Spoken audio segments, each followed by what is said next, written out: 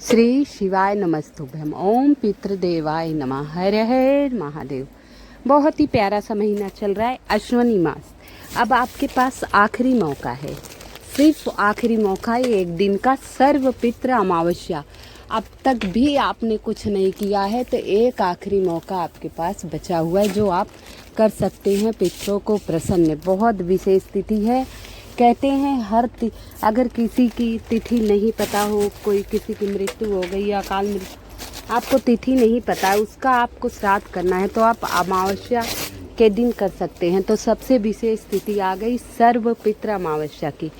अगर अब ये आखिरी मौका भी हाथ से आपके छूट गया तो आपको पूरे 1 साल का इंतज़ार करना पड़ेगा, 365 दिनों का इंतज़ार करना पड़ेगा, फिर ऐसा सुनहरा मौका दोबारा मिलेगा। कहते हैं अगर पितरों का आशीर्वाद मिल जाता है तो सभी देवी देवताओं का भी आशीर्वाद मिल जाता है। पितरों का आशीर्वाद मिल जाता है तो सभी देवी देवताओं का भी आशीर्वाद मिल जाता है। तो इस आखिरी मौकों के अपने हाथ से गवाइए मत। आइए कुछ विशेष उपाय के बारे में बताऊंगी जो सर्व पितृ अमावस्या के दिन कर लेंगे तो आपके पितृ सदा प्रसन्न रहेंगे, आप पर कृपा किए रहेंगे। तो आइए, सर्व पितृ अमावस्या को क्या विशेष उपाय है, ध्यान से सुनेगा। इस उपाय को घर की माताएं बहनें कर सकती हैं, आप पुरुष भी कर सकते हैं। अगर माताएं बहनें अशुद्ध हैं, मासिक धर्म से पीड़ित हैं या कोई बीमारी है, नहीं कर पा रही हैं, तो घर के पुरुष भी कर सकते हैं। तो इस उपाय में क्या करना है आइए आपको बताती हूँ। चावल ले लीजिए, कच्चे चावल ले लीजिए, उसको अच्छी तरह पका लीजिए, अच्छी तरह पका लीजिए उस चावल को। दही आज जमा लेना, आप शाम को दही नहीं है तो अच्छी तरह आप पका लीजिए। चावल पक जाए तो पलास का पत्तल, आप मार्केट से पत्तल ले आइए, पलास के पत्तों का ही बनता है, पलास का पत्तल ले आइए। अगर पत्तल नहीं मिले तो आप किसी भी पात्र में रख दीजिए, कोशिश पत्तल की कीजिएगा। पलास का पत्तल ले आइए, उसमें पका हुआ चावल डाल दीजिए। जो आपने चावल पका दिया ना अच्छी तरह, उसमें रख दीजिए, थोड़ा ठंडा हो जाए। अब आपने दही जमाई होगी, दही जमा लीजिए, उसमें 1 चम्मच आपको दही रखना है, दही, ठीक है। सफ़ेद वस्तुएं पितरों को अत्यंत पसंद है, तो आपने दही डाल दिया उसी चावल के ऊपर, 1 चम्मच 2 चम्मच जैसे आपने जमाई हो ऐसे 1 चम्मच भी डाल सकते हैं, दही डाल दिया। अब आपके पास मीठा भूरा होगा, चीनी नहीं, भूरा होगा डाल दीजिए, बतासे और डाल दीजिए। नहीं है तो आप गुड़ ले लीजिए, सबसे उत्तम गुड़ है, पहला ऑप्शन गुड़ का ही है। गुड़ है, गुड़ को कद्दूकस कर लीजिए, घर में कद्दूकस है कर लीजिए, जिससे बारीक हो जाए। कद्दूकस नहीं है तो सिलबट्टे पर तोड़ लीजिए, बारीक हो जाए, मिला देना उसमें, ठीक है। आपने चावल पका लिए, पलास के पत्ते पर फैला दिया, उसके ऊपर दही डाल दी। अब जो गुड़ हमने कहा है कद्दूकस करके गुड़ डाल दीजिए। ये सब दक्षिण दिशा की तरफ मुख करके करिएगा और जपते रहिए ओम पितृदेवाय नमः, ओम पितृदेवाय नमः, ओम पितृदेवाय नमः। इस उपाय से पितृदोष से मुक्ति मिलेगी, सारे संकट दूर हो जाए। बहुत ही विशेष और बहुत ही सटीक उपाय, बहुत ही विशेष और बहुत सटीक उपाय है। तो आप रख दीजिए। अब ये पत्तल उठाकर आपको अपनी छत पर रखना है, या जहाँ आपको कौवा दिखे, कौवा बैठा हुआ जहाँ दिखता हो, कौवे के पास रख दीजिए। नहीं तो आप अपनी छत पर ये पत्तल रखाइए। आप ये पत्तल रखा रहे हैं, अब सवाल उठता है अगर कौवा नहीं आए, दूसरी चिड़िया खाए, हमने किस उस देश से रखा है? हमने कौवे को खाने के लिए रखा है, जो पितृ का अंश होते हैं। कहते हैं कौवा, कुत्ता और गाय खाते हैं तो ये पितरों को मिलता है। तो हम कौवे के निमित्त ये स्पेशल भोग बना के, इसे कसार कहते हैं, और कहते हैं आप ये रखाइए, कौवा भोग लगा लिए, समझ लो आपके घर में खुशियाँ आने वाली हैं, आपको पितृ देवता का आशीर्वाद मिल गया। आप कौवे के निमित्त ये छत पर रखाइए। छोटा सा उपाय है, रसोई साफ करके ही करना है, सुबह स्नान के बाद ये उपाय करना।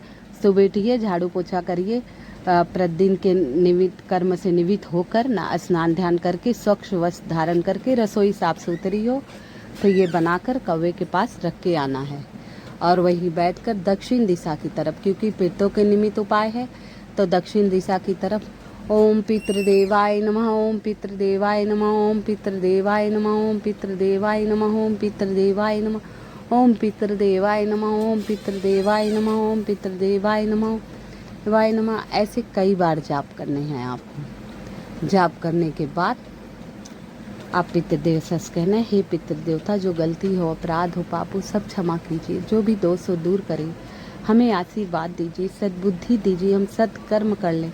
आपका आशीर्वाद बना रहेगा तो हम सब कुछ कर सकते। ऐसे बार बार आप प्रार्थना कीजिए, पितृदेव आप पर अवश्य प्रसन्न होंगे। अगला उपाय बहुत ही विशेष, बहुत ही खास है। सर्व पितृ अमावस्या का हर एक उपाय बहुत ही विशेष है, बहुत सुनहरा मौका है, साल भर में एक बार मिलता है, फिर आपको पूरा साल इंतजार करना पड़ेगा। तो अगला उपाय बताने से पहले आप सभी से निवेदन है, कृपया मेरी वीडियो को लाइक एवं सब्सक्राइब अवश्य कर दीजिएगा। कमेंट में हर हर महादेव या ओम पितृदेवाय अवश्य लिख दीजिएगा। तो सर्व पितृ अमावस्या का बहुत ही सुनहरा मौका चल रहा है। पितृपक्ष मात्र एक दिन का मौका है, अंतिम मौका है, आखिरी मौका है, बहुत शुभ संयोग बन रहे हैं। तो आप ये उपाय अवश्य करिएगा। 2 तारीख को भी अमावस्या उदया तिथि की है, कल भी है, तो दोनों दिन आप 1 और 2 को दोनों उपाय ये कर सकते हैं। तो आपको क्या लेना है, 1 लोटा जल जो आप अपने रसोई घर से भरेंगे, और कुछ बूंदे गंगा जल की डाल लीजिए। थोड़ा सा काला तिल चाहिए, 1 सूखा नारियल गोला, थोड़ा सा गुड़, भुना हुआ आटा और थोड़ा सा घी। इतनी सामग्री ले लीजिए। अब घी डालकर आटा भून लीजिए आप सुनहरा सा। अब इसमें आपको गुड़ मिलाना है, गुड़ पर्याप्त मात्रा, आटा थोड़ा सा हो, गुड़ ज़्यादा हो, मिला लीजिए। अब इसे ठंडा कर लीजिए, अच्छी तरह इसको ठंडा कर लीजिए। अब आपको क्या करना है, जो नारियल का सूखा गोला लिया है, ऊपर से थोड़ा सा काट लीजिए, ऊपर से आपको थोड़ा सा काट लेना है, और उसमें ओम पितृदेवाय नमः का जाप करते हुए ये जो आटा और गुड़ है उसमें भर देंगे आप उस नारियल में भर देंगे। ठीक है, थोड़ा सा खाली रहे, बाकी बांध दीजिए। और 1 लोटा जल, और इसमें डालते समय आटे में और गुड़ में, क्योंकि हम पितृ देवता के निमित्त उपाय कर रहे हैं, पितरों का महीना चल रहा है, मतलब पितर पक्ष चल रहा है, कनागत चल रहा है, तो पितरों के निमित्त जो उपाय किया जाता है उसमें काला तिल और मिला दीजिएगा। थोड़ा सा आपको काला तिल और मिला देना है, मिलाकर भर दीजिए उस नारियल में, और हल्के से कलावा, हल्के से धागा से जिससे छेद रहे। अब आप 1 लोटा जल लिए हैं, और ये लेकर आप चले जाना है पीपल के वृक्ष के नीचे, और सरसों के तेल का दीपक ले जाना। ठीक है, सरसों के तेल का दीपक, लंबी बत्ती का दीपक आपको लेके जाना है।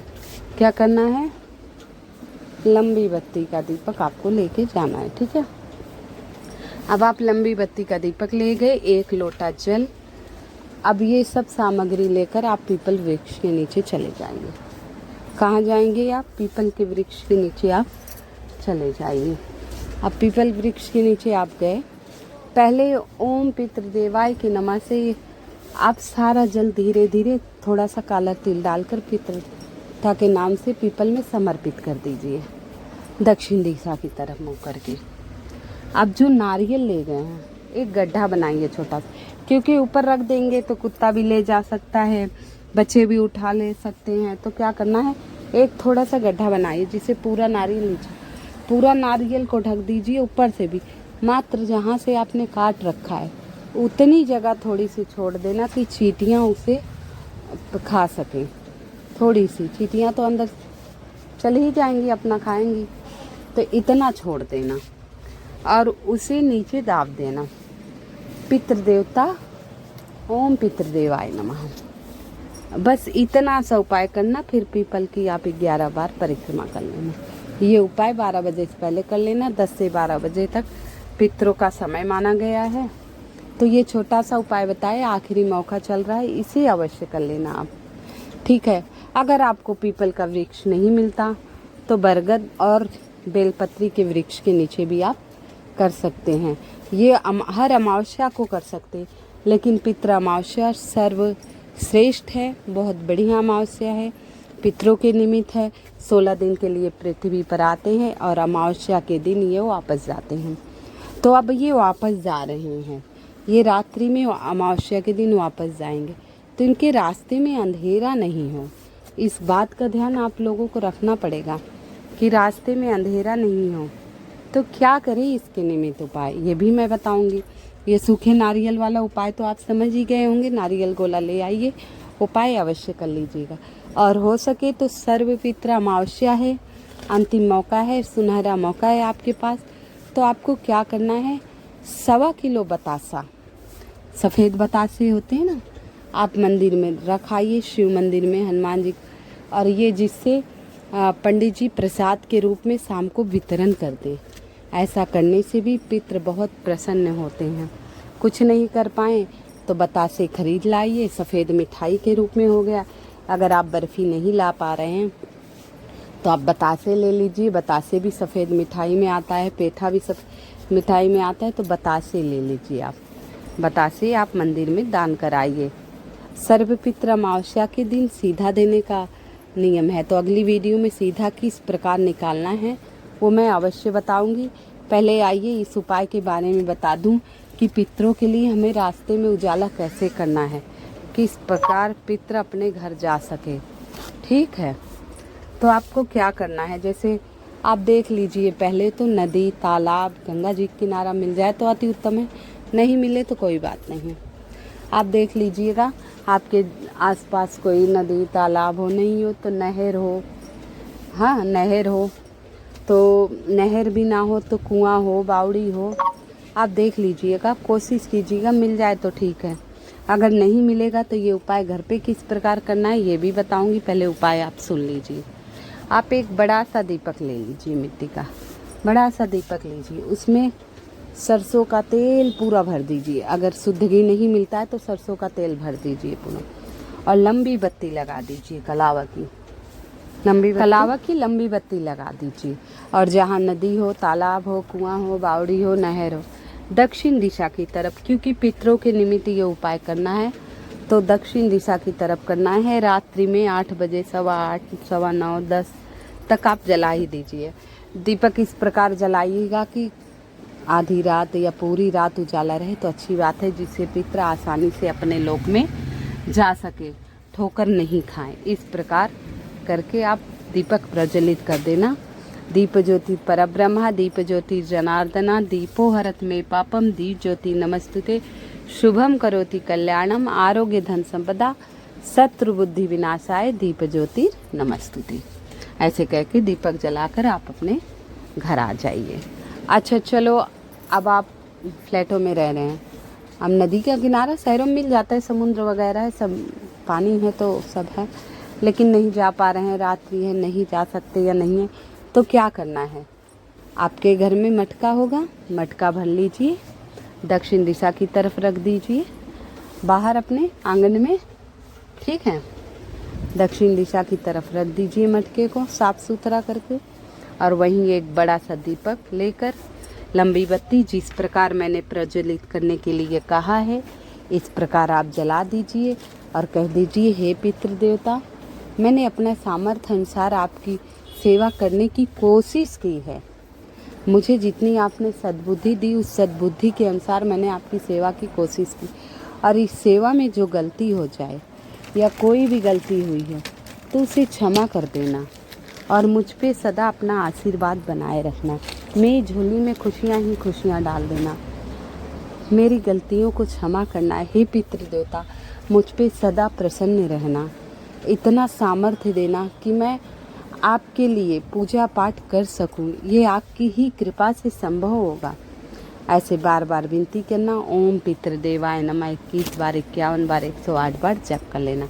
बहुत ही सुनहरा मौका है, अंतिम मौका है। अगर ये मौका छूट गया आप लोगों से, माताएं बहनें से विनती है, अवश्य कर लीजिएगी। परिवार की वंश की वृद्धि के लिए, परिवार के सुख समृद्धि शांति के लिए ये छोटे छोटे उपाय करने से हमारे जीवन में बहुत सारी खुशियाँ आती हैं।